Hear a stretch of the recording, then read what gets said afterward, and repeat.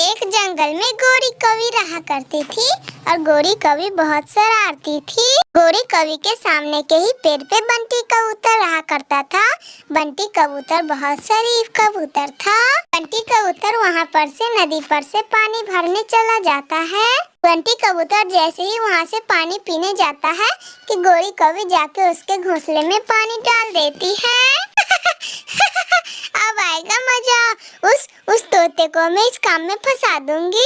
बंटी कबूतर को बोलूंगी कि तोता यहाँ पे आया था और क्या किया मुझे नहीं मालूम। बंटी कबूतर तोते को ही पीटने लगेगा। इतना कह के गोरी कौवी अपने घोंसले पर चली जाती है।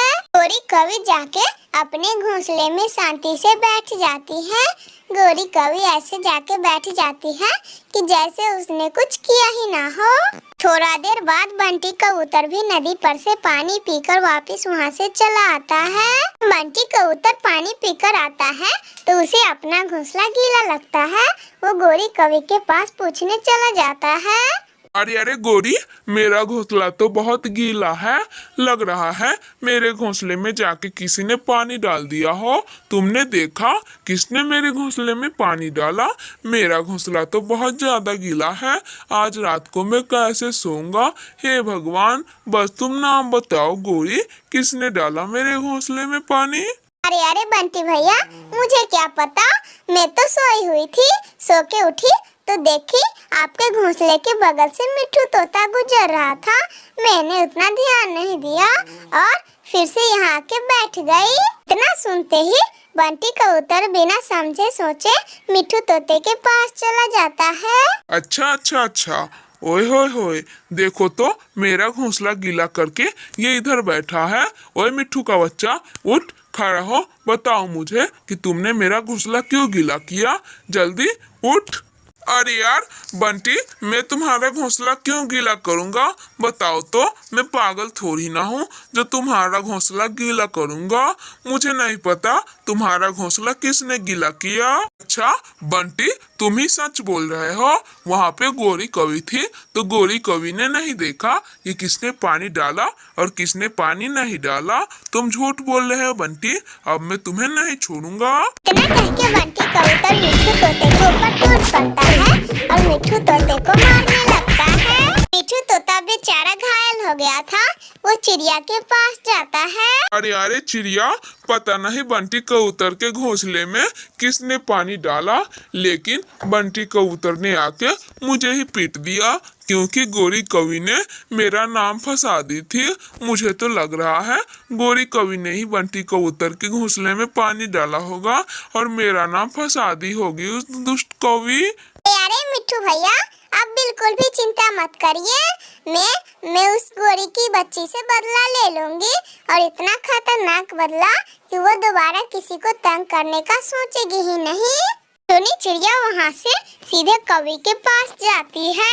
यारे कौवी, क्या बताऊं, पहाड़ों के तरफ है ना बड़ा जामुन का पेड़। उस जामुन के पेड़ पे एक घोंसला है और उस घोंसले में 2 बड़े बड़े अंडे हैं।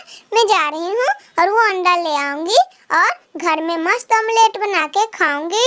इतना सुनते ही गोरी कौवी शॉर्टकट रास्ता मार के वहाँ से निकल जाती है। टुनटुनी चिड़िया माही चील को जाके सारी बात बता देती है कि गोरी कौवी उसका अंडा पीने गई है। इतना सुनते ही माही चील तेजी से अपने घोंसले की तरफ आती है। माही चील जाके सीधा गोरी कौवी को पीटने लगती है।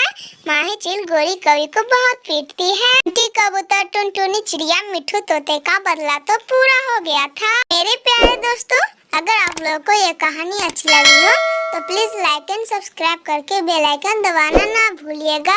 एक बार टुनटुनी चिड़िया और कालू कौवा एक जगह पे बैठे थे कि तभी कालू कौवा बोलता है। अरे अरे चलो चिड़िया, मैं भी आज तुम्हारे साथ दाना लाने चलूंगा। वैसे भी मुझे तो दाना मिलता नहीं, मैं तुम्हारे साथ ही जाऊंगा।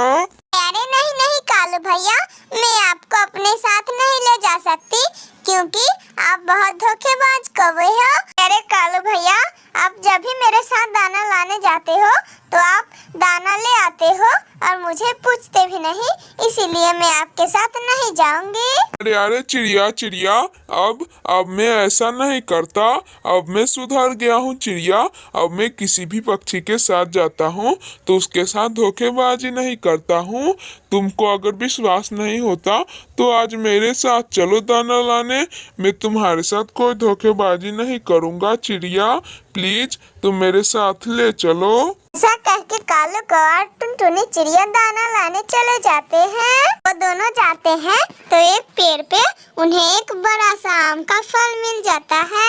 अरे कालू भैया, ये फल तो देखो कितना रसीला है और कितना मीठा। चलो हम लोग आधा आधा खा लेते हैं, मजा ही आ जाएगा ये फल खाने में। अरे अरे कालू भैया, आप देखो तो सही इस फल को।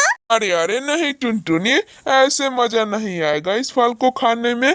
चलो चलो हम लोग नदी पे जाके और नदी के सामने पानी भी पी लेंगे और हम लोग मस्त हवा खाते खाते आम खाएंगे।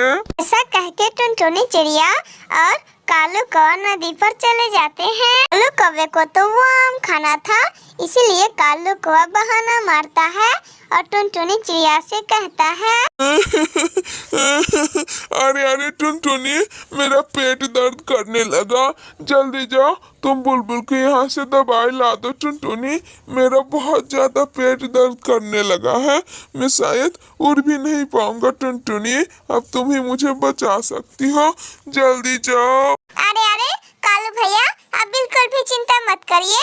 मैं अभी जाती हूँ और बुलबुल डॉक्टर के पास से आपके पेट दर्द होने की दवा लेकर आती हूँ। ऐसा कह के टुनटुनी चिड़िया बुलबुल डॉक्टर के पास चली जाती है।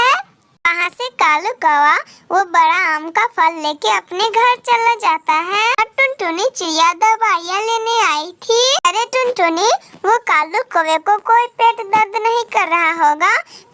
कल उसने ऐसे ही मिट्ठू तोते को ठगा था और उसका मीठा अमरूद लेके भाग गया था। जाओ जाओ टुनटुनी, वरना तुम्हारा भी आम लेके भाग जाएगा। सुनते ही टुनटुनी चिड़िया तेजी से वहाँ से जाती है। टुनटुनी चिड़िया नदी पे पहुँचती है तो देखती है ना वहाँ फल है और ना ही कालू कौआ। कालू कौआ मस्त कुंडी लगा के फल खा के अपने घर में सो रहा था। टुनटुनी चिड़िया मिट्ठू तोते से पूछने जाती है।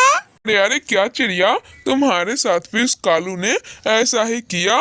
मेरे साथ भी कल उसने ऐसा ही किया था। मैं गया दवाइयाँ लेने और वो मेरा दाना लेके भाग गया। मैं जाता हूँ और सारे पक्षियों को बता दूंगा कि कालू कौवे से कोई दोस्ती ना करे। बेचारी टुनटुनी चिड़िया भूखे प्यासी वहाँ से उदास मन से अपने घर चली जाती है। फिर कालू कौवा सो के उठ जाता है। मस्त पेट भर के आम खा लिया। अब मैं जाता हूँ। अब मैं बंटी कबूतर को उल्लू बनाऊंगा और उसके साथ भी ऐसा ही करूँगा। बहुत मजा आएगा। रोज रोज ऐसे ही पक्षी को उल्लू बनाता फिरता रहूंगा। कालू कौवा बंटी कबूतर के पास जाता है। अरे ओए कालू के बच्चे, मैं तुमसे दोस्ती कर लूं और तुम्हारे साथ दाने लाने जाओ? नहीं नहीं, मुझे सब पता चल गया है कि तुम एक धोखेबाज कौवे हो। चिड़िया और मिट्ठू के साथ धोखा किए हो, इसीलिए तुमसे इस जंगल में कोई भी दोस्ती नहीं करेगा।